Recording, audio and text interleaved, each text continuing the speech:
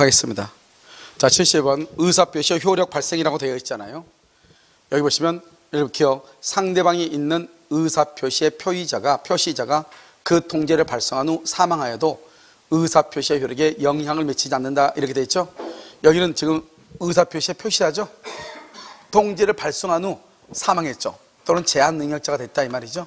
그렇게 하더라도 의사표시 효력에 영향을 미치지 않는다 이 말은 사망하고 난 다음에 편지가 도달하면 효력이 생긴다 이 말이에요. 생긴다. 알겠죠? 효력이 없다가 아니고 공시송달의 가장 중요한 키워드는 뭐라고요? 과실 없이예요. 과실 없이. 과실로 그러면 안 돼요. 과실로 그러면 안 돼요. 과실 없이 알지 못한 경우 공시송달할 수 있다 이렇게. 자요, 상대방이 있는 의사표시죠. 상대방이 있는 의사표시라 상대방이 있는 의사표시에 상대방이 통지를 현실적으로 수령하지 않았다. 효력이 생기지 않는다 그랬죠. 현실적으로 수령이라고 돼 있나요? 자, 그러면 우리는요, 이 상대방이 있는 의사표시는 원칙적으로 무슨 주의죠? 도달주의잖아요. 그럼 지금부터 도달이란 말이 뭐죠? 도달이란 것은 통지의 내용, 통지의 내용을 알 수 있는, 통지의 내용을 알 수 있는 객관적 상태, 객관적 상태에 놓여 있는 때, 이렇게 놓여 있는 때, 이것을 우리는 도달이라고 하는 거예요. 그러니까요, 통지의 내용을요 알 필요가 없죠. 알아버리면 요지주의가 돼요. 그러면 도달이 아니죠.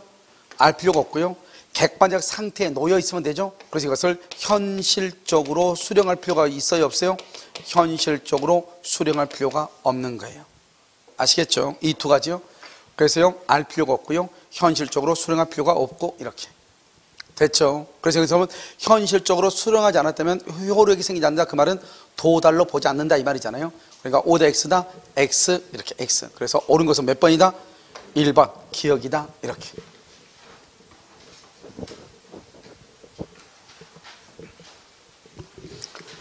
자, 70번요 법률행위 무효라고 되어 있잖아요. 자, 무효 1번 법률행위 일부가 무효죠. 그럼 일부가 무효면 무슨 무효죠? 일부 무효는 전부 무효잖아요. 그러면 그 무효 부분이 없더라도 법률행위를 하였을 것이라고 인정될 때는 나머지 부분은 뭐가 된다? 유효죠. 그래서 그 무효 부분이 없더라도 법률행위를 하였을 것이라고 인정될 때 이것을 뭐란다? 가정적 의사죠. 가정적 의사요. 이런 가정적 의사를 무슨 해석이라고 한다? 보충적 해석이라고 하죠. 그래서 우리가 일부 무효의 법률은 해석과 연관이 있다 이것을 알 수가 있죠. 나머지 부분은 뭐가 되지 않는다? 무효가 되지 아니한다. 나머지 부분은 무효가 되지 않는다. 일부는 뭐가 된다? 유효이다. 이렇게. 맞죠? 2번 무효인 법률행위. 여기 봐봐. 이것을 우리는 138조 무효행위 전환이라고 하는 것인데요, 이것은요 우리가 타인의 자죠. 타인의 자를요, 남의 아이를 데려와서 친생자 뭐죠? 친생자 신고를 하잖아요. 그럼 이 친생자 신고는 무효잖아요. 남의 아이가 내 아이가 될 수가 없는 거잖아요. 원래 남의 아이는 데려오면 입양 신고를 해야 되는 거잖아요. 그런데 친생자 신고를 했다고 하는 것은 무효라는 거잖아요. 그런데 이것을 이 남의 아이를 데려와서 입양 신고하지 않고 친생자 신고를 했다고 하는 것은 적어도 이 아이를 자기가 키울 생각이 있다는 거잖아요. 그럼 친생자가 입양보다는 더 포괄적이죠. 그렇기 때문에요, 처음부터 이 친생자 신고를 친생자 신고로 보지 말고 처음부터 무슨 신고로 보자? 입양 신고한 것으로 보자 이 말이죠. 지금부터 이제 이 138조를 읽을 때는 항상 어떻게 읽느냐? 무효라는 말이 나오면 그것은 친생자 신고로 읽는 거예요. 알겠죠? 친생자 신고. 다른 법률행위란 말이 나오죠? 그럼 그것을 입양 신고라고 읽는 거예요. 그리고 나서 읽으면 돼. 자, 볼까요? 친생자 신고가 입양의 요건을 구비하고 당사자가 그 무효, 즉 친생자 신고가 무효라고 하는 것을 알았더라면 다른 입양하는 것을 우욕하였으라고 인정될 때, 우욕하였으라고 인정된다. 이것을 뭐란다? 이것을 가정적 의사라고 하는 거예요. 가정적 의사. 이것을 우리는 뭐라고 표현한다? 보충적 해석이라고 얘기를 해. 예전에요, 행정고시 시험에 뭐라고 나오냐면 다음 중에서 법률행위 해석과 관련이 없는 것은 그래가지고 여기 일부 무효하고 무효행위 전환이 나왔단 말이죠. 관련이 있는 것으로. 왜요? 둘 다 무슨 해석과 관계가 있다? 보충적 해석과 관련이 있다 이 말이죠. 다른 법령이 입양으로서 효력을 갖는다 이 말이죠. 특히 또 이 138조 무효행위 전환은 뭐하고 또 관련이 있다? 뭐가 관련이 있어요? 불공정한 법률 행위로서 무효이죠. 그런 경우도 무효행위 전환이 적용될 수 있다. 이것과 같이 봐야 돼. 딱 이것은 거기밖에 안 나오니까요. 3번은요. 무효인 법률행위를 당사자가 무효임을 알고 추인해야죠. 왜요? 추인은 의사표시죠. 또 나왔죠. 의사표시의 3대 원칙. 첫 번째, 의사표시는 무슨 말을 하는지를 알고 모르고, 알고 명시적으로 묵시적으로, 명시적 또는 묵시적으로 한다. 이것을 의사표시라고 그래요. 알겠죠? 그래서 알고 추인한 경우 무효 원인이 소멸되기 전 틀렸죠. 일단 우리가요, 추인을 하려면 무효 원인이 소멸해야 돼. 의사 무능력자는 뭐가 돼야 돼? 능력자가 돼야 돼. 소멸되기 전이라도 새로운 법령이 OX, X, 새로운 법령으로 본다. 틀렸죠. 4번, 무효행위의 추인. 이런 무효행위의 추인은 뭐죠? 추인은 상대방이 있는 단독행위죠. 자, 추인 우리가 단독행위 8가지. 뭐가 있어요? 면제, 상계, 추인, 철회. 추인 나왔죠? 추인, 철회, 동의, 해제, 해지, 취소죠.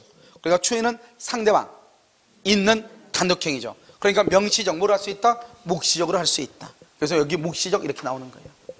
5번, 유동적 무효 상태의 거래계약이 확정적으로 무효가 된 경우. 이렇게 돼 있나요? 유동적 무효인 거래계약이 확정적 무효가 됐다. 이거 뭐라는 거죠? 유동적 무효는 뭐죠? 토지거래 허가구역이죠. 토지거래 허가구역이요. 그런데 확정적 무효가 됐다. 이건 뭐죠? 불허가 처분이 있다 이 말이죠. 불허가 처분. 그럼 확정적 무효죠. 이 불허가 처분에 대해서 확정적 무효가 되면서 귀책 사유 있는 자, 무효를 주장할 수 있어요, 없어요? 잘못 있는 사람은 무효를 주장할 수? 무효의 3대 원칙. 무효는요, 언제부터?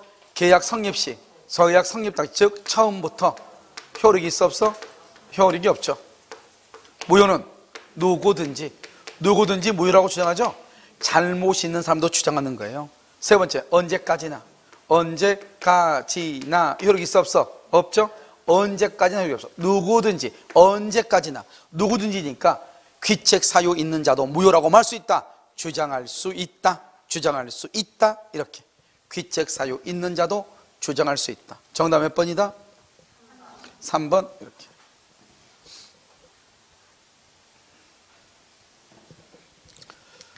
(73번이죠) 사기강박이죠. 계약 당사자 사이에 신의칙상 고지의무. 신의칙상 고지의무 딱 그러면 어디에 나오죠? 어디에서 딱 나오는 거예요? 여기서 여러분요, 아파트 분양이죠. 아파트 분양을 하는데 뭐가 있다? 쓰레기 매립장 기억나나요? 또는요, 뭐가 있다? 공동 묘지가 있다. 이런 사실을 알려야 돼, 안 알려야 돼? 알려야 되죠. 그것을 뭐한다? 알려야 되는데 알리지 않는 것을 뭐한다? 부작위에 의한 기망이다. 이렇게 얘기하죠. 상품의 선정 광고에 다소의 가장이나 허위가 수반되죠. 이건 중요하잖아. 이것을 가장 중요한 게 뭐냐면 이게 신의 성실의 원칙이죠. 신의 성실의 원칙. 신의 성실의 원칙은 뭐라 한다? 그래서 신의칙이라고 그래. 신의칙에 비춰봤을 때 비난받을 정도다. 비난? 그러면 사기고, 시인되는 정도다. 그러면 이건 사기가 아니란 말이죠. 그래서 키워드가 뭐다? 비난이냐 시인이냐 이런 말이죠. 그래서 항상 우리가요, 기방 여부를 판단할 때는 시인이냐 또는 비난이냐. 그런데 여기는 뭐가 될 수 있죠? 신의칙에 비추어 뭐 된다? 시인된다. 그러면 기망성이 뭐가 된다? 결여. 기망성이 결여된단 말은 기망이 없다 이 말이잖아요. 그러니까 사기가 아니다 이 말이죠. 자, 부정행위에 대한 고소가, 부정행위에 대한 고소죠. 이런 부정행위에 대한 고소는 해야 돼, 안 해야 돼? 해야 되죠. 해야 되니까 이것은 적법이죠. 고소는 적법한데 부정한 이득의 취득을 목적으로 하죠. 그러면 그것은 강박이 된다 이 말이죠. 그 다음에 또는요, 목적은 정당해. 목적은 정당하지만 뭐가요? 수단이 불법이죠. 수단이 불법. 그럼 이건 뭐가 된다? 강박이 될 수가 있다. 이렇게. 자요, 여기는 강박이죠. 강박을 당했는데 의사무능력 상태죠. 그러면 강박인데 의사무능력 상태다. 그럼 이건 뭐예요? 의사무능력은 유효다 무효다? 무효고요. 강박은 할 수 있다? 취소할 수 있죠. 이것을 무효와 취소의 이중효라고 하는 거예요. 선택적으로 주장할 수 있죠. 그래, 이것은 무효가 된다. 그래서 우리가 강박으로 인한 무능력이죠. 의사무능력이니까요. 의사무능력 상태에서 이 말은 강박행위가 극심했다, 박탈됐다 이 말이죠. 의사 결정의 자유가 박탈됐다 이 말이잖아요. 박탈. 그러니까 유효이다 무효이다? 무효 이렇게. 원래 강박은 취소잖아요. 그런데 그 취소인 강박이요, 그다음에 의사무능력 상태란 말은 강박행위가 극심했다 이 말이잖아요. 의사를 결정할 수 있는 여지가 박탈됐다 이 말이잖아요. 그러면 뭐가 된다? 무효. 이때 무효는 몇 조 위반이다? 몇 조 위반? 제3조 위반이다. 재밌는 말은요, 여러분요, 이 5번인데요. 우리가 제3자에 의한 사기강박이죠. 이런 봐봐요. 갑하고 을하고 계약을 하잖아요. 그런데 병이요, 사기를 쳤잖아요. 병이 기망을 했잖아요. 이 병이 뭐다? 피용자죠? 이 피용자를 다른 말로 뭐라 한다? 제3자다. 이렇게 얘기하죠. 그래서 피용자는 은행의 창구 직원 얘기했죠? 이 사람은 제3자고, 대리는 제3자도 아니다. 대리는 제3자도 아니다. 제3자가 아니다. 대리는 단순한 피용자가 제3자다. 그래서 상대방의 피용자가 대리권이 없다. 그러면 이 피용자는 뭐다? 단순한 피용자다 이 말이죠. 이 사람 뭐다? 제3자다 이 말이죠. 제3자. 그래서 사기는 제3자에 의한 사기에 해당한다. 이렇게. 우리가 제3자의 사기에 해당하지 않는다 그러면 누가 돼야 돼요? 대리인이 돼야 돼. 대리인은 제3자다 아니다. 아니다. 그런데 피용자는 누구다? 제3자에 해당한다. 이렇게. 강의 노트 보면요, 이런 거 다 그대로 나와 있어. 똑같이. 정답 몇 번이다? 5번. 이렇게. 자, 74번 옳지 않은 것은요, 취소할 수 있는 법령에는 누가 취소하죠? 이것은 140조 규정되어 있죠. 법에 딱 법정 취소라고 그래요. 이것을 법정 취소. 법에 정해져 있어. 법정 취소라고 그래요. 이거 비교가 뭐죠? 해제죠? 해제는 법정 해제가 있죠? 법정 해제가 있고요. 그 다음에 약정 해제가 있고요. 그 다음에 합의 해제라고 하는 것이 있죠. 해제는 여러 가지가 있는데, 취소는 오직 법에 딱 정해져 있어. 여기에 제한능력자, 착오, 그 다음에 사기, 강박, 그 다음에 대리인, 그 다음에 승계인. 승계인은 포괄 승계인 또는요 특정 승계인. 이때 특정 승계인은 취소권만 승계하면 안 되잖아요. 그 다음에 대리인은요, 법정 대리인은 당연히 취소권이 있는데 임의 대리인은 원칙적으로 취소권이 있다 없다? 없다. 수권을 받아야 취소할 수 있다. 그래서 이 중에서 원칙적으로 취소권이 없는 자는 누구인가? 그것은 임의 대리인이다. 이렇게. 그 다음에요, 취소할 수 있는 법률의 이름을 있죠. 추인하죠. 추인하게 되면 어떻게 돼요? 확정정유효이죠. 추인하면 더 이상 뭐를 할 수 없다? 취소할 수 없다. 그래서 취소를 못하죠. 그래서 추인은 취소하지 못한다. 맞죠? 그래서 여기서 우리가 뭘 할 수 있다? 추인. 추인이라는 것은 뭐 할 수 없다? 취소하지 못한다. 아직 추인이 아니다. 추인이 아니다. 그럼 뭐 할 수 있다? 취소할 수 있다. 이 말이잖아요. 추인은 취소하지 못하고 추인이 아닌 것은 취소할 수 있다. 이렇게. 자, 취소할 수 있는 법률이 일단 취소죠. 취소가 되면 어떻게 돼요? 소급해서 뭐가 되죠? 무효가 되죠. 무효가 됐으니까 무효행위, 무효인 법률행위 추인과 엮어서 이것을 무효행위의 추인이라고 그래. 그래서 무효행위 추인에서 뭐 할 수 있다? 추인할 수 있다. 3번 틀렸죠. 자, 그럼 봐봐. 여기가 취소할 수 있는 법률행위의 추인이죠. 법률행위의 추인은 어떻게 하냐? 아직 취소할 수 있는 걸 아직 취소했어 안 했어? 안 했죠. 이것을 유동적 유효인 것을 추인해서 확정적 유효로 만드는 거예요. 유동적 유효를 확정적 유효로 만든 것을 취소할 수 있는 법령의 추인이라고 그래요. 그런데 무효행위 추인은요? 무효행위의 추인이죠. 이런 무효행위의 추인은 뭐예요? 이때 추인은 뭐예요? 추인은 확정적 뭐가 된다? 유효. 여기 때 무효는 뭐예요? 무효는 확정적 무효가 돼. 확정적 무효인 법령행위를 추인해서 그때부터 확정적 유효로 만든 것이고, 취소할 수 없는 법령행위는 그때부터 유동적 유효였던 것을 확정적 유효로 만드는 거예요. 그러니까 여기 보면 우리가 여러분요, 취소할 수 있는 이 말을 쓰려면 아직 취소를 해야 돼, 안 해야 돼? 안 해야 돼. 근데 여기는 일단 취소했잖아요. 취소하면 뭐가 돼버려? 무효가 되죠. 무효가 되면 다시 취소할 수 있는 이 말을 쓸 수가 없어. 알겠죠? 그래서 무효가 됐으니까 무효 행위의 추인을 할 수 있다. 3번 틀렸죠? 4번 취소권자인 법정 대리인이 이 일을 보류하죠. 아주 중요해. 이 일을 보류하면 큰일 나. 추인이 아니에요. 이 일을 보류하지 않고 강제 집행이죠. 강제 집행은 가압류라든가 가처분했다 이 말이죠. 강제 집행을 하면은 추인한 것으로 본다. 이렇게. 누가요? 여기가 취소권자인 법정 대리인이죠. 그러니까 취소권자가 이 일을 보류하지 않고 강제 집행들 하면 다 추인이죠. 그런데 여러분요, 추인이 아닌 것이 세 가지가 있다고 그랬죠. 법정 추인에서. 다른 건 다 필요 없어. 다 추인이야. 취소권자가 하는 건 다 추인이에요. 추인이 아닌 것 세 가지가 있어. 누가? 상대방이 뭐 하는 거? 전부나 일부의 이행, 또 이행의 청구, 암기해야 돼요. 이행의 청구, 또 취소할 수 없는 법령으로 인하여 취득한 권리의 전부나 일부의 뭐다? 양도, 청구, 양도, 이행 이렇게 돼 있죠. 이 두 가지는 상대방 이행 청구, 상대방 양도 추인이다 아니다? 그런 추인이 아니에요. 추인이 아니니까 여전히 뭐 할 수 있다? 취소할 수 있다. 추인이 아니니까. 그런데 여기요, 전부나 일부를 이행하죠. 이행하면 어때요? 원칙은 추인이 아니에요. 추인이 아니니까 뭐 할 수 있다? 취소할 수 있다. 취소할 수 있다. 추인이 아니니까. 그런데요, 취소권자가, 취소권자에 뭐가 있으면 수령, 수령이 있으면 이것은 뭐로 본다? 추인이다. 추인은 뭐 할 수 없다? 취소할 수 없다. 추인은 취소할 수 없다. 이렇게. 그래서 이 세 가지만 알면 돼. 우리가 법정 추인에서는 이것저것을 알려고 하지 말고 절대로, 알겠죠? 뭘 한다? 전부 다 일부의 이행. 이행은 두 가지예요. 추인이 될 수도 있고 아닐 수도 있고, 그 다음에 이행의 청구와 전부 다 일부의 양도 이렇게 돼 있잖아요. 그래서 이 양도의 경우는 추인이 아니지만 추인이 아니니까 뭐 할 수 있다? 취소할 수 있다. 그런데 여기는 상대방이 그래서 상대방이. 그런데 여기 지금 누가 있다? 취소권자. 취소권자라고 돼 있자. 취소권자. 이것은 무조건 뭐가 된다? 추인이다. 무조건 뭐가 된다? 추인이다. 알겠죠? 취소권자가 하는 건 다 추인. 5번. 취소권은 추인할 수 있는 날. 여러분, 추인할 수 있다는 말이 뭐죠? 추인은, 이건 우리가 시험에 몇 번이나 나왔으니까 가장 많이 나왔던 게 취소에서. 추인할 수 있는 말은 취소의 원인이 소멸. 그럼 취소의 원인이 소멸된단 말은 언제 얘기하죠?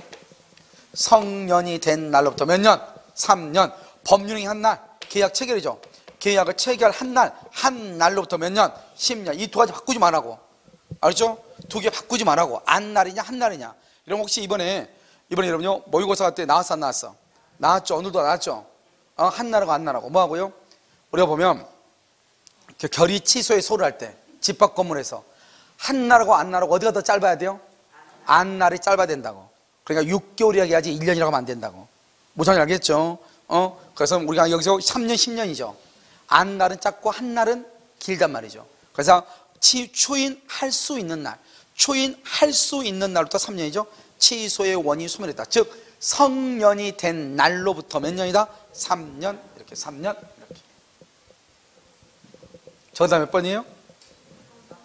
3번이에요? 여러분요, 민법은 이렇게요, 성격이 더러워가지고 따져가야 돼요. 왜냐하면 지문이 무슨 말이 있는지 모르니까요. 그래서 따져가는데 중요한 것은 쭉 읽으면 안 돼. 읽다가 항상 뭐가 있어야 돼요? 우리가 뭐 방지턱처럼 뭐가요? 솟아올라야 돼. 그렇지 않고요, 쭉 읽었는데 모른다. 그러면 뭐 그 다음에도요, 잘 모르죠.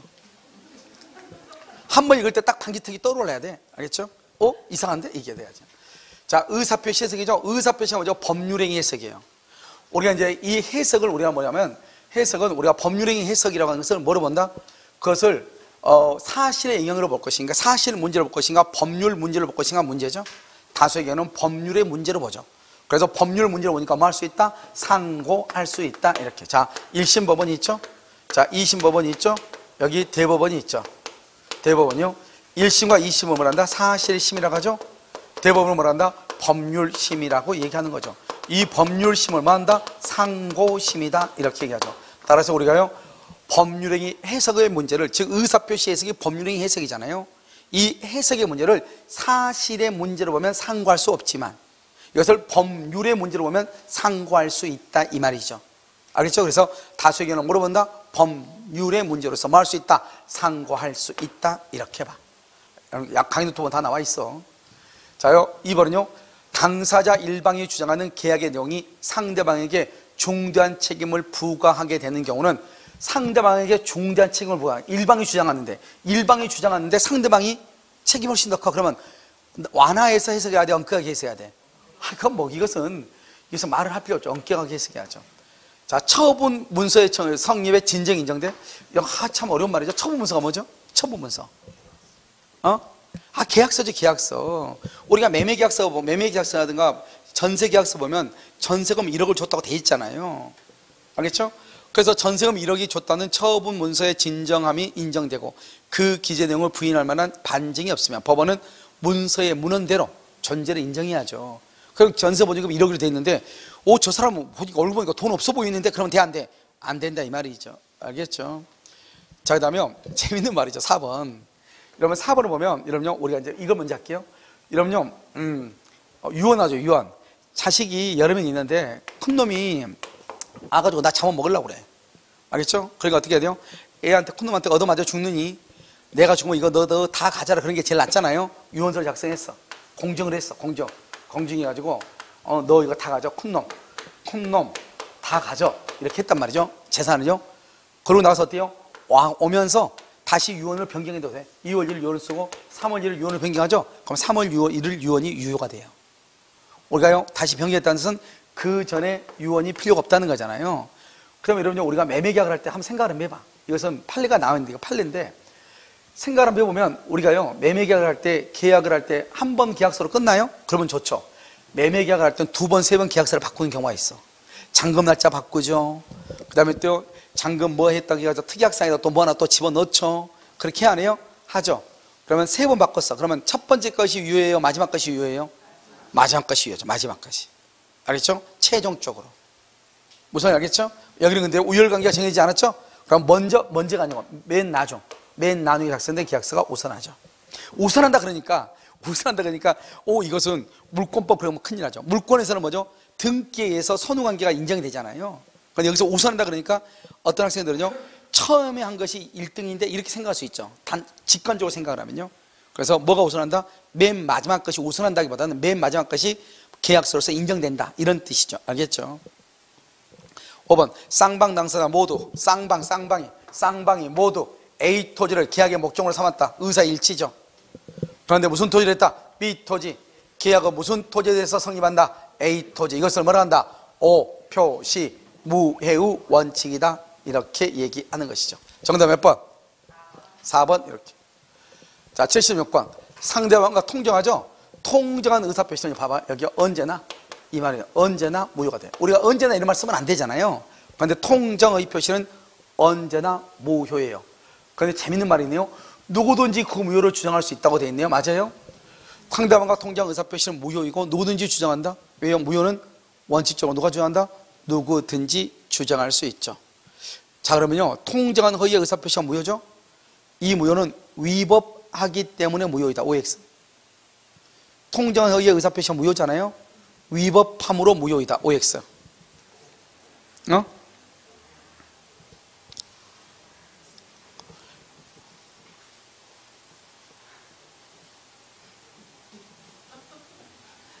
아니, 위법하기 때문에 무효다. OX. 아니, 이러면 했잖아요. 통정이 뭐예요? 강제 집행을 면한 목적 아니에요? 강제 집행을 면한 목적 공익이다, 사익이다? 사익이다. 103조 위반이 아니다. 아니다. 그러니까 위법하기 때문에 무효가 아니라니까요. 통정의 표시는 강제 집행을 면한 목적이잖아요. 기억 안 나요?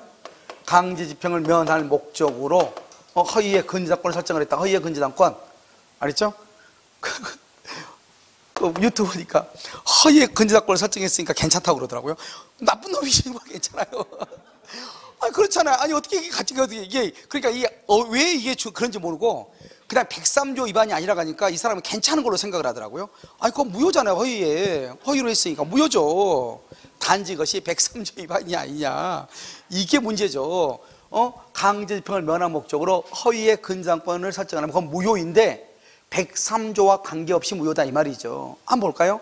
우리가요, 강행법규 위반, 아무튼 강행법규 위반이잖아요. 강행법규 위반 유효다 무효다? 무효인데 이 무효가 103조하고 관련이 있으면 746조 불법 원인 급여와 관계에 있어 반환을 뭐하지 못하고 청구하지 못하고, 이것이 103조와 관련이 없으면 746조 불법 원인 급여와 관계가 없고 반환을 뭐 할 수 있다? 청구할 수 있다. 이 말 아니에요, 이 말 이게. 그러니까 우리가 이 강제집행을 면하는 목적은 103조와 관계가 없죠. 무효는 무효이지만 반환을 청구할 수 있는 무효. 이런 원래 계약이 무효이면 반환을 청구해야죠. 이건 그걸 얘기하는 거잖아요, 지금 이게. 알겠죠? 그런데요, 근데 그 허위의 근저당권은 괜찮다. 그건 괜찮은 거 아니에요? 그건 무효요? 무효니까 반환 청구하죠. 당연히 안 되는 거죠. 단지 그것이 103조 위반이냐 아니냐의 차이가 있는 것이죠. 2번 상대방과 통정한 허위의 의사표시의 무효는 선의의 제3자, 이때 선의의 제3자 3대 원칙, 제3자의 선의는 뭐가 되고 추정된다. 제3자가 선의가 아니고 악이라고 하는 것은 누가 입증한다? 무효를 주장하는 자, 무효를 주장하는 자가 입증하고 제3자는 누구이기만 하면 된다? 선의, 과실, 무과실은 따져 안 따져? 안 따진다. 안 따진다. 알겠죠? 선의의 제3자죠. 과실이 있더라도 선의의 제3자로서 보호가 된다. 따라서 선의의 제3자에게 뭐하지 못한다? 과실이 있어도 대항하지 못한다. 그 말은 제3자로서 보호가 된다. 우리가 선이냐 악이냐 제3자는 어떻게 따진다? 새로운 법률상 이해관계를 맺었다. 그것을 실질적으로 따지는 것이, 형식적으로 따지는 것이 아니고 실질적으로 따진다 이 말이죠. 그럼 제3자가 아닌 것 먼저, 제3자가 아닌 것 세 가지만 얘기해봐.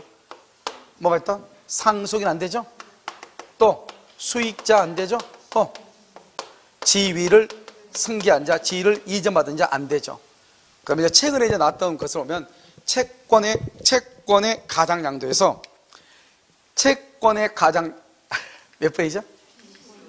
채권의 가장양도에서 채무자, 알겠죠? 채권의 가장양도에서 그 다음에 일반 채권자, 채권의 가장양도에서 채권 추심을 의뢰받은 자, 이것도 나오긴 나왔지만 세 가지만 보면 거의 다 되죠. 우리가 인것, 제3자인 것 우리가 기본적으로 네 가지만 보면 된다고 그랬어. 알겠죠? 가장 매수인, 가장 양수인, 가장 채권, 가장 소비대차, 그 다음에 가장 전세권, 여러분요 그냥 몸만 왔어요. 알겠죠? 가장 저당권, 가장 전세권. 알겠죠? 네 가지만 하기라고 그랬죠? 이 가장이란 말을 다른 말로 바꾸면 뭐가 된다? 허위 표시가 된다. 허위 표시 이렇게. 그래서 가장 매수인, 가장 채권, 가장 전세권, 가장 저당권 이렇게. 알겠죠? 그러니까요. 가장 매수인 그러면 그 다음 이게 지금 의리예요. 항상 이 가장이라는 건 찾아야 돼요. 이 다음에 오는 것은 제3자의 무조건. 왜? 가장이라는 말이 다 무효란 말이니까. 여기는 뭐가 있다? 가장 매수인, 압류나 가압류한 사람. 여기요 다시 매수한 사람, 다시 가등기한 사람, 또는 여기요 저당권을 설정받은 사람, 뭐 이런 사람들이죠. 가장 채권에는요 파산 관제인이 있고요. 가장 채권에 대해서 압류나 뭐라는 사람? 가압류를 한 사람. 그래서 가장 거짓말 채권에서 보증을 쓰고 보증 채무를 이행한 보증인. 가장 전세권 딱 하나밖에 없다고 그랬어. 뭐? 저당권. 전세권이 저당권 설정하죠. 저당권도 딱 하나밖에 없다고 그랬어. 뭐? 경락인. 이것만 알면 되는 거 아니에요. 이게 여러분요, 이게 이번에요 감정평가사 시험에 나왔다고요. 무슨 말인지 알겠죠? 그래서 감정평가사 시험 평가사 기출문제를요 한번 풀어볼 건데요. 감정평가사는 민총은 뭐 우리하고 수준이 똑같은데요. 물권법은요 우리가 배우지 않았던 판례들이 조금 나와요. 항상 감정평가사는 물권법에서 소문제가 나오다 보니까요. 알죠? 구석구석에서 내야 되잖아. 우리는 13문제, 14문제가 나오는데 걔들은 20문제가 나온단 말이죠. 그러다 보니까 여기저기 구석구석 나와요. 알겠죠? 그래서 감정평가사는요 물권법은 이미 해설을 다 해놨어요. 알겠죠? 그래서 해설로 해서 드릴 거예요. 무슨 말인지 알겠죠? 그래서 그 해설을 좀 잘 봐야 돼. 우리가 시험에 또 나오니까요. 자, 이거 보시면 여기 보면 가압류, 매수인, 가등기, 저당권 이런 게 있죠. 알겠죠? 이것을 보면 된다. 아무것도 아니죠. 세상에서 제일 쉬운 거 아니에요? 아시겠죠? 자, 보시면 4번 선의의 제3자에 대해서는 선의의 제3자는 무조건 보호되죠. 통정의 표시의 당사자, 가을 뿐만 아니라 어느 누구도 대항하지 못하죠. 왜요? 제3자가 소유자니까. 그래서 우리가 선의의 제3자에게 대항하지 못한다고 할 때 제3자가 선의일 때는 어느 누구도 무효를 가지고 대항하지 못하는 거예요. 아시겠죠? 제3자가 악이죠. 이런 봐봐요. 우리가 이제 엄폐물의 법칙을 지금 보는 거잖아요. 갑하고 을하고 통정의 표시 무효이죠. 근데 을이 이것을 병한테 넘기죠. 병은 제3자죠. 제3자는 선일 때 보호되고 악일 때는 보호가 안 되잖아요. 그러면 제3자가 선이죠. 선이인데 이 사람이 정한테 넘기죠. 정은 뭘 불문하고? 선, 악을 불문하고 보호되죠. 제3자가 악이죠. 보호 안 되죠. 그러면 정은 그때 누구일 때 보호된다? 선일 때 보호되고 악일 때는 보호가 안 되죠. 그래서 우리가 제3자는 병만 제3자라고 하는 것이 아니에요. 누구도 제3자도 병이 악이죠? 그러면 정도 제3자로 보는 거예요. 무슨 말인지 알겠죠? 그래서 정이 전득자가 선이면 보호되고 악이면 보호가 안 되는 거예요. 지금 여기로 보면 제3자가 악이라고 그랬죠? 병이 악이죠? 그러면 전득자는 누구일 때? 선일 때. 보호된다 안 된다? 된다. 그래서 통정의 표시의 무효로 대항할 수 있다 없다? 없다 그래야지. 알겠죠? 대항하지 못한다. 그래서 전득자가 선이죠? 전득자에게 무효로 대항하지 못한다. 이래야 돼. 그러니까 내가 방금 얘기했죠? 병이 악이면 정도 제3자로 본다. 판례가. 무슨 말인지 아시겠죠? 이렇게. 정답 몇 번이다? 5번 이렇게. 77. 불공정한 법률행위죠? 불공정한 법률행위로서 무효이죠. 이때 무효는 무슨 무효다? 절대적 무효이죠. 절대적 무효니까 선의의 제3자에게도 뭐 할 수 있다? 주장할 수 있죠. 추인된다 안 된다? 안 되죠. 무효행위에 전환은 적용된다 안 된다? 된다. 경매는 뭐죠? 여기 봐봐, 법률행위죠. 경매는 뭐다? 법률의 규정이죠. 규정. 그러니까 104조 적용된다 안 된다? 안 된다. 또 안 되는 거 있죠? 여러분요, 여기요, 무상행위. 무상행위를 뭐란다? 기부행위. 다른 말로 뭐란다? 증여죠. 증여. 적용된다 안 된다? 안 된다. 그 다음에 경매 안 된다. 그 다음에 3번, 어떠한 법률행위가 불공정한 법률에 해당하는지. 여러분 봐봐, 항상 판단 기준의 시점은요, 잘 모르겠다. 그럼 무조건 어디로 가라? 계약 체결시, 법률 행위시다. 그래서 여기요, 법률 행위 당시의 기준으로. 우리가 법률 행위시가 아닌 경우 있다고 그랬죠. 뭐 하나 암기하면 돼? 이행불능 채무불이행. 이행불능 채무불이행은 언제? 채무불이행 가운데 채무불이행 중에 뭐가 있다? 여기 이행불능이 들어있거든요. 이행불능. 이행불능으로 이러한 손해배상을 할 때는 채무불이행 당시, 채무불이행 당시 시가를 기준으로, 또는요 이행불능 당시, 불능 당시 시가를 기준으로 이렇게 하는 거예요. 이것만 빼고 나머지는 그냥 뭐죠? 법률행위시, 알겠죠? 다른 말로 계약 체결시, 이렇게 판단해. 뭔지 잘 모르겠어? 우리가 정당한 이유는 언제로 하죠? 정당한 이유? 정당한 이유인지 아닌지는 언제요? 대리행위 당시. 대리행위가 뭐요? 계약 체결시잖아요. 내가 방금 얘기했잖아. 두 개, 이거 빼고 다 언제라고 그랬어요? 법률 행위시, 계약 체결시라고 했잖아요. 자, 그러면 이제 문제 한번 봐봐. 이것은요, 103조 위반 여부는 언제를 기준으로 판단해? 103조. 그냥 법률 행위시, 계약 체결시라니까요. 알겠죠? 우리가 담보 책임에 하자가 있는지 없는지 언제를 기준으로 하죠? 담보 책임을 할 때, 물건의 하자를 할 때 하자가 있냐 없냐 언제를 기준으로 판단해? 계약 체결시라니까요. 떨 필요 뭐가 있어? 계약, 내가 법률행위시라고 안 했어요? 알았죠? 계약 체결시라고 했잖아요. 중요한 것들은 다 모르겠다. 법률행위시, 계약 체결시예요. 그런데 손해배상하고 불법행위, 채무불이행하고 이행불능의 경우는 이것은 이행불능 당시, 채무불이행 당시고, 그 외에는 그냥 계약 체결시 이렇게 하면 돼. 자, 4번, 불공정한 법률행위가 성립하기 위한권인 공박, 경솔, 무경은요 모두 다예요? 일부예요? 일부만. 여기 공박은 누구를 기준으로? 본인. 경솔과 무경험은요 대리인을 기준으로 한다. 자요, 경솔과 무경험은 대리인, 공박은 누구? 본인. 자, 그럼 문제 여기 있어요. 우리가요 주관적인 요건, 객관적인 요건, 즉 공박, 경솔, 무경험이 인정된다고 해가지고 국부와 반대국부는 현저한 불균형이 있다고 해서 공박, 경솔, 무경험이 추정된다 안 된다? 우리가요 객관적인 요건이죠. 국부와 반대국부 간에 현저한 불균형이 있다고 해서 공박이나 경솔이나 무경험이 추정된다 안 된다? 얘기했잖아요. 아버지가 자식한테 팔았어. 1억짜리 2천만에 팔았어. 현지액이 불경정하죠. 1억이 2천이니까. 그런데 아버지는 공박하다 안 하다? 안 하다. 그러니까 객관적으로 국부와 반대국부 간에 현저한 불균형이 있다고 해서 공박이나 경솔이나 무경험이 추정된다 안 된다? 안 된다, 이란 말이에요.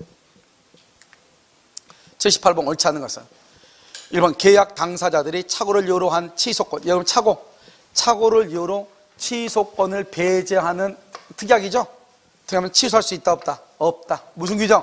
임의 규정. 이렇게. 사기는 무슨 규정? 강행 규정. 이렇게. 누가 지금 잘못 쓰겠죠? 누가? 중개업자가 다른 점포를 매매 목적으로 잘못 쓰겠다. 이걸 뭐란다? 물건의 동일성에 관한 거죠. 착오를 이유로 할 수 있다. 취소할 수 있다. 누가 잘못했다? 중개업자가 잘못했다. 그래서 중요 부분에 착오에 해당하고 중대한 과실이 없으므로. 왜 중대한 과실이 없다? 중개업자의 소개를 믿었으므로 취소할 수 있다. 경과실. 우리가 착오죠. 착오를 이유로 취소하죠. 취소하면 불법행위 책임을 진다 안 진다? 안 진다. 착오는 그 자체가 위법이다 아니다? 아니죠. 이것과 차이가 뭐가 있다? 사기는요, 사기는 그 자체가 위법이죠. 위법하니까 뭐 하지 않고도 취소 없이도 손해배상을 청구할 수 있죠. 취소 없이도. 그런데요, 뭐를 하고요? 사기를 이유로 뭐를 하고? 취소하고 손해배상을 청구할 수도 있고, 취소 없이 손해배상을 청구할 수 있다. 사기는 그 자체가 위법이니까. 그런데 착오는 그 자체가 위법한 행위다 아니다? 아니죠. 위법하지 않으니까 경과실로 취소하더라도 손해배상 책임이 없다 이 말이죠. 없다. 자, 그럼 4번. 상대방이 표의자의 착오를 알고 이용했어. 이용. 상대방이 그걸 이용했죠. 이용. 우리는 원칙적으로 중대한 과실이 있으면 취소한다 못한다? 못하죠. 그런데 상대방이 알고 이용하면은 중대한 과실이 있더라도 뭐 할 수 있다? 취소할 수 있다. 이것은 우리 시험에 4번이나 나왔어. 알겠죠? 최근에 연속 30회, 31회 연속 나왔단 말이죠. 5번. 표의자의 중대한 과실. 중대한 과실 유무에 주장과 증명 책임은 누가 한다? 봐봐. 착오자가 한다? 상대방이 한다? 착오자는 뭐를 입증한다? 중요 부분의 착오. 중요 부분의 착오를 증명을 해. 상대방은 뭐를 증명한다?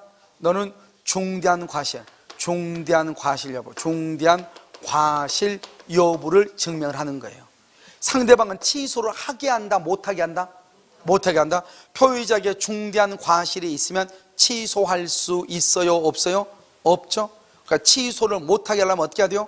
상대방이 증명을 해야죠. 어떻게 증명을 해야 된다? 중대한 과실이 있다. 그래서 너는 취소할 수 없다. 이렇게 얘기를 해야죠. 알겠죠? 그래서 중대한 과실은 누가 입증한다? 상대방. 중요 부분의 착오는 누가 입증한다? 착오자. 다른 말로 취소하려고 하는 착오자가 입증을 하는 것이죠. 이렇게. 정답 몇 번이다? 3번이에요. 자, 79번이요. 지인이 아닌 의사표시죠. 자, 공무원. 여러분 봐봐. 우리는 비진이죠. 비진 표시는 사법상 법률행위에 적용이 되죠. 그런데 공법행위라 되어 있죠. 사인의 공법. 사인이 누구죠? 공무원이죠. 그럼 공법에는 사직의 의사표시요. 누구한테 한다? 국가한테 하죠. 그러니까 공무원을 사인이라고 하고 의사표시를 공법행위라고 그래. 우리 민법은 사법행위에 적용된단 말이죠. 알겠죠? 사인 간의 법률행위에. 그래서 적용된다 안 된다? 안 된다. 이렇게. 법률상 장애로 자기 명의로 대출받을 수 없는 자를 위해서 여기요. 대출금 채무 명의를 빌려준 자. 이걸 뭐라고 한다? 이걸 뭐라고 그래? 진이 있는 의사표시. 채무 부담의 의사표시는 원칙적으로 비진이 OX, X 뭐다? 진이 있는이다. 그래서 여러분 진이 있는 의사표시 5가지가 있죠? 첫 번째 뭐가 있어? 법률상 사실상의 장애로 대출받을 수 없는 자를 위해서 대출금 명의를 대여해준 자. 또요 사립학교가 사립되죠. 사립학교가 누구의 이름으로? 교직원 명의로 대출을 받다. 명의로 대출.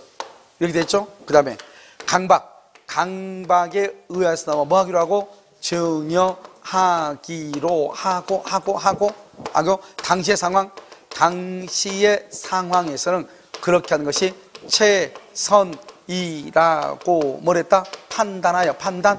따라서 우리가 진이라고 하는 것은 뭐다?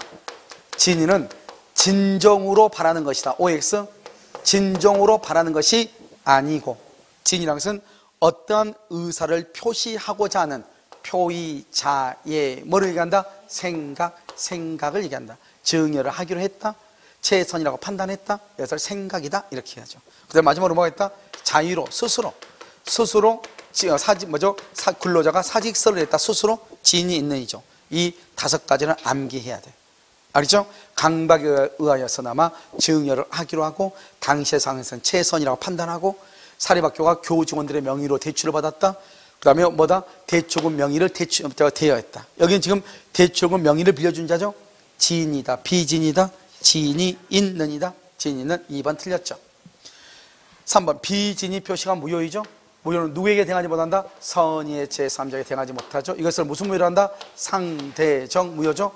상대적 무효고, 이때의 무효는 뭐 할 수 있다? 추인할 수 있다. 추인이 가능하다. 우리는요 추인이 된 것이 있고 추인이 안 되는 것이 있죠. 무효행위 추인이 되는 건 뭐가 있어? 추인이 되는 것은 첫 번째 비진이 표시 추인할 수 있죠. 그 다음에 또 통정 허위 표시, 또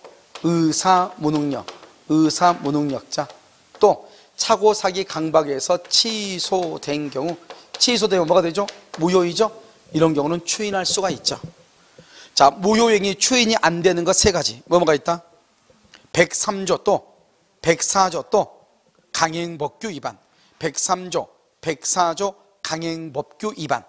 추인이 되는 것은 뭐가 있다? 비진이 표시 통정, 허위 표시, 의사, 무능력자, 착오, 사기, 강박에 의해서 취소가 된 경우 이렇게. 우리 아까 이거 한번 봤었죠. 4번 상대방이 표의자의 지인이 아니면 상대방이 뭐랬거나 알았거나 악이죠. 알 수 있었다, 과실이죠. 그러면 그것은 뭐가 된다? 무효. 그래서 우리가 무효가 된 것은 상대방이 알았거나 알 수 있었을 때 무효죠. 근데 우리는 비지인은 원칙적으로 유효이다, 무효이다? 유효이죠. 유효이면 상대방은 반드시 뭐가 돼야 돼? 유효가 되려면 상대방은 반드시 뭐가 돼야 돼? 선의 플러스 뭐 무과실, 반대잖아요. 선의 플러스 무과실이면 비지인 표시는 유효인데, 상대방이 알았거나 악이, 알 수 있었거나 과실, 둘 중 하나, 또는이니까 둘 중 하나, 둘 중 하나가 있으면 뭐가 된다? 무효, 이 말이잖아요. 그러니까 유효가 되려면 뭐가 돼야 돼? 상대방은 반드시 선의 무과실, 이렇게. 그 다음에 이 비진이 표시관에서 이 규정을 107조 1항 단서라고 그래요. 이 107조 1항 단서는 또 어디에 유추 적용된다? 어디에? 오케이. 대리권 남용. 대리권 남용은 원칙적으로 대리권의 범위 안에서 이루어지죠. 그러니까 누가 책임지는 게 원칙이다? 본인이 책임을 지는 게 원칙이죠. 그런데 상대방이 대리인의 대리권 남용 사실을 뭐랬거나 알았거나 알 수 있었을 때는 본인은 책임을 진다, 안 진다? 안 진다. 그래서 비진이 표시에 관한 규정이 대리권 남용에 유추 적용된다, 이렇게 얘기를 하는 거예요. 자, 5번 비진이 표시에 있어서 진이가 뭐죠? 진정으로 바라는 사항을 뜻하는 것이 아니고 어떠한 의사를 표시하고자 하는 표의자의 뭐를 얘기한다? 생각, 이것을 뭐라 한다? 진이, 이렇게 얘기하죠. 그렇죠? 진이 있는, 이렇게. 특히 여러분요, 2번 같은 경우 뭐라 하죠? 대출권 명의를 빌려준 경우 채무 부담의 의사가 없는 것이라고 할 수 없다. 기억나요? 조금 없는 얘기하면요 헷갈려요. 알겠죠? 채무 부담의 의사가 없는 것이라고 할 수 없다, 이렇게. 없는 것이라고 할 수 없다, 이렇게. 여기 한번 봐봐요. 채무 부담의 의사 뭐죠? 진이죠. 진이가 없는 것, 그럼 뭐요? 이걸 비진이 표시죠. 비진이 표시라고, 비진이라고 할 수 없다. 그러니까 뭐다? 진이 있는 의사표시다, 이 말이죠. 그래서요, 다른 시험에 뭐라고 나오냐? 채무 부담의 의사가 있는 것이라고 할 수 없다, 이렇게 틀린 것으로. 한번 해볼까요? 위론이죠. 있는 것으로 하면 채무 부담의 의사가 있죠. 채무 부담의 의사가 있는 것, 그럼 뭐죠? 진이가 되죠. 진이라고 할 수 없다. 그러니까 뭐가 돼요? 비진이. 완전히 말이 바꿔져 버리죠. 알겠죠? 그러니까 채무 부담의 의사가 없는 것이라고 할 수 없다. 그래야지 진이 있는이 돼. 채무 부담의 의사가 여기서 있는 것이라고 할 수 없다 그러면 큰일 나. 채무 부담의 의사가 있다 그러면 진이에요. 진이라고 할 수 없다 그러면 뭐예요? 비진이가 돼버려. 말 자체가 틀려진다고. 아시겠죠? 그래서 이렇게 보는 거예요. 자, 이제 마지막 문제 한번 볼까요? 이거 정답 몇 번이에요? 2번? 오케이. 자, 80번은요. 반사회질서 법률에 관한 설명으로 옳은 것은 그랬네요. 기억. 법률행위 성립 과정에서 강박 이런 봐봐요. 강박이란 말이 나오죠. 강박은 딱 세 가지가 있어. 강박은 취소 또는 무효. 이때 무효는 103조 위반으로 무효예요. 무효. 그 다음에 진이 있는 의사표시. 강박에 의하여서나마 증여하기로 하고, 여기는요 의사 결정의 자유가 뭐가 됐다? 박탈 또는 강박 행위가 뭐란다? 극심, 박탈, 극심, 이런 말이 있으면 이것은 무조건 무효. 됐나요? 취소는 불법적 해악을 고지하고 뭐가 있어야 돼? 공포심이 있어야 돼. 그래서 해악을 고지하고 공포심이 있어야 돼. 그랬을 때 취소해. 그러니까 우리가요, 강박에서 해악 고지란 말이 없으면 강박이 아니다. 알겠죠? 해악을 고지하고 공포심이 있어야 돼. 지금 이해되셨나요? 오케이. 자, 니은 표시된 법률행위 동기가 반사회다. 봐봐요. 우리가요, 동기라고 하는 것은 표시되거나 알려져야 되거든요. 마음속에 있는 거니까. 이게 반사회 질서적이다. 이걸 뭐란다? 불법이라고 하죠. 불법. 이것을 우리는 동기의 불법이라고 얘기하는 거예요. 자, 여기서 보면요, 동기의 불법이 있고요, 그 다음에 동기의 착오라고 하는 것이 있어. 둘 다 동기는 표시되어야 되지만 불법은 뭐가 되고? 무효. 동기의 착오는 뭐 한다? 그것이 취소, 표시가 되면 취소할 수 있다 이 말이죠. 이건 무효가 되고, 그래서 동기의 불법하고 동기의 착오는 전혀 다른 말이다, 이것을 얘기해. 됐죠 지금? 다시 한번 볼까요? 표시된 법률행위의 동기가 반사회 질서죠. 법률행위가 반사회적 사회 질서 법률행위, 즉 무효이다 이 말이죠. 맞죠? 자, 1번은 안 했나요? 강박이라는 불법적 방법이 사용된 것만으로도 반사회 질서 법률에서 무효다. 틀렸죠? 강박은 아무 말에서 원칙적으로 취소해요. 강박은. 그런데 무효가 될 수도 있다. 무효가 되려면 무슨 말이 있어야 돼? 박탈, 극심이란 말이에요. 그런데 여기 지금 무효, 박탈, 극심이란 말이 있어 없어? 없죠. 없죠. 무효이다 아니다? 아니죠. 뭐 할 수 있다? 취소할 수 있다 이 말이죠. 강박은 무조건 취소. 만약에 지인이다 비지인이다 그러면 무조건 뭐? 지인이 있는, 즉 강박에 의하여서나마 증여하기로 하고, 이렇게 강박에 의하여서나마 증여하기로 하고, 이렇게 이해됐나요? 지인이 있는이다 이렇게. 그 다음에 디귿, 반사회질서 법령에는 무효이며, 당연하죠? 무효죠? 무슨 무효다? 절대적 무효이다. 절대적 무효. 절대적 무효는 누구한테 대항할 수 있다? 선의의 제3자. 선의의 제3자에게도 대항할 수 있다. 있다. 그래서 그러면 시험에 이런 말 나오냐? 다음 중에서 선의의 제3자에게 대항할 수 있는 것이 아닌 것은, 다른 말로 절대적 무효가 아닌 것은, 이게 나와. 그럼 뭘 묻는다? 상대적. 상대적은 뭐가 있다? 107조 비리니, 108조 통정 허위 표시가 있다 이런 말이죠. 아시겠죠? 그래서 그럼 정답 몇 번이다? 4번이요. 4번 니은하고 디귿 이렇게. 그래서 기억은요, 강박이 있다 해서 어떤 책들을 보니까요, 강박은 103조가 아니다 이런 책들이 있더라고요. 보니까요. 어디서 봤는데요? 기억이 안 나네. 그럼 말이 안 되는 거예요. 강박은 원래 취소예요. 그런데 박탈이나 극심이란 말이 있으면 103조 위반으로 무효가 되는 거예요. 무슨 말인지 알겠죠? 그러니까 강박은 박탈, 그 다음에 극심, 의사결정의 자유가 박탈, 강박행위가 극심, 그 말이 없으면 무조건 뭐다? 취소. 그 말이 있으면 뭐가 된다? 무효. 그러니까 강박은 강박은 반사회질서 법령이 아니다. 그러면 그건 틀린 거라고. 무슨 알겠죠? 그것은 103조에 위반될 수가 있다고. 뭐가 되면? 박탈, 극심이란 말이 있으면. 그렇지 않으면 원칙적으로 뭐라고? 취소할 수 있다. 그래서 강박은 세 가지. 취소, 불법적 해악을 고지하고 공포심을 가지고 있다. 두 번째, 박탈, 극심, 그러면 뭐? 무효. 세 번째, 지인이냐 비지인이냐 했을 때는 강박은 무조건 뭐? 지인이 있는 의사표시. 이렇게 이해되셨나요? 오케이. 그럼 여기까지 여러분요, 우리가 세무사 시험이요, 올해요 2021년 또 나온 세무사 시험 중에서요 공인중개사 시험에 해당하는 범위예요. 알겠죠? 그다음에 그 앞에는 또 20문제가 있는데요, 20문제는 뭐 앞에 부분하고 뒤에 부분, 소멸시효하고요, 뭐 이런 문제들이 거기에 포함되어 있는 거예요.